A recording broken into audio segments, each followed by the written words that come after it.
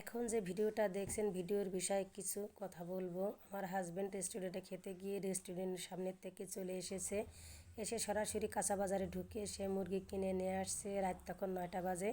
মুরগিটা আমার হাতে ধরিয়ে দিয়ে বলছে, রেস্টুরেন্টে খাবো কিসের জন্য? রেস্টুরেন্টের থেকেই তো তুমি সুন্দর করে রান্না করো, তাই তুমি সুন্দর করে আমাকে রান্না করে দিবা, আমি বাচ্চাদেরকে নিয়ে একসঙ্গে খাবো।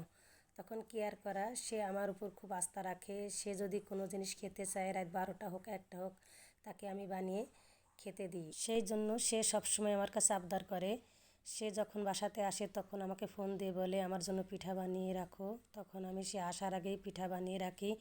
এই জন্য সমস্ত বোনকে বলবো যে আপনার হাজব্যান্ড যদি খেতে চায় আপনার কাছে কোনো কিছুই, তখন আপনারা যত রাত হোক না কেন তাকে বানিয়ে দেবেন। কারণ সে অনেক দূরে চাকরি করে, কখনো সে বাবা মার কাছে যেতে পারে না, মায়ের হাতে পিঠা বানিয়ে খেতে মন চাইলেও সে খেতে পারে না।